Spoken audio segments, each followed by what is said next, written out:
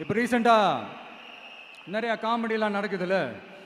ஸ்டாலின் சாரும் இந்த மற்றும் பலரும் ஒன்றா சேர்ந்துக்கிட்டு இந்த கருத்து கணிப்புன்ற பேரில் நிறைய அந்த கடுப்பில் விட்ட கணிப்பெல்லாம் விட்டுக்கிட்டு இருக்காங்க. அதில் திமுக 300 சீட்டு ஜெயிக்குமா, மற்றும் பலர் 700 சீட்டு ஜெயிக்குமா? யோ, எங்கேயா இருக்கு இத்தனை சீட்டு? குருட்டா மேட்டுக்கு சும்மா அடிச்சு விடுறது, ஒரு தில்லமுள்ளுக்கு ஒரு அளவே இல்லை. 40 வயசுக்குள்ள இருக்கிறவங்க மட்டும்தான் விஜய்க்கு ஓட்டு போடுவாங்களாம்.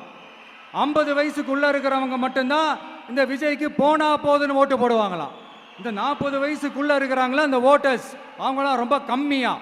ஆனால் இந்த 50லேருந்து 80 வயசு வரைக்கும் இருக்கிறாங்களே அந்த ஓட்டர்ஸ் ரொம்ப ஜாஸ்தியா. ஆனால் அவங்க யாரும் விஜய்க்கு ஓட்டு போட மாட்டாங்களாம். இப்படி பில்டப் மேலே பில்டப் ஓங்கி மண்டையில நறுக்குன்னு குத்துற மாதிரி நம்ம எலெக்ஷன் கமிஷன் ஒரு டீட்டெயில்டு ரிப்போர்ட் ஒன்று வெளியிட்டு இருக்கிறாங்க. அதில் 40 வயசுக்குள்ள இருக்கிற அந்த ஓட்டர்ஸ் 2,37,00,000 சொச்சமா. அதில் 50 வயசுக்குள்ள இருக்கிறவங்களையும் உள்ள சேர்த்துக்கிட்டீங்கன்னா 3,65,00,000 சொச்சமா.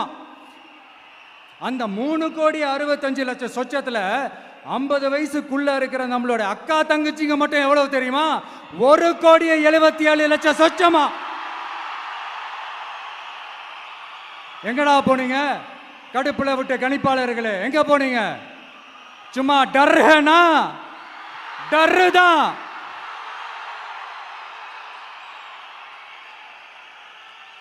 இந்த கடுப்புல விட்ட கணிப்பாளர்களுக்கு ஒரே ஒரு கேள்வி. இந்த 60 வயசு மேல இருக்கிறவங்க, இந்த 70 80 வயசுல இருக்கிற என்னுடைய அம்மா பாட்டி அப்பா தாத்தா இவங்க எல்லாரும் நம்ம வீட்டு புள்ள விஜய், நம்ம வீட்டு புள்ள விஜி அப்படின்னு சொல்றதெல்லாம் உங்க காதுல விழலையோ? இந்த உண்மையெல்லாம் வெளியில சொல்லிடாதன்ட்டு 2 பேரும் நல்லா கவனிச்சு அமிச்சாங்களோ?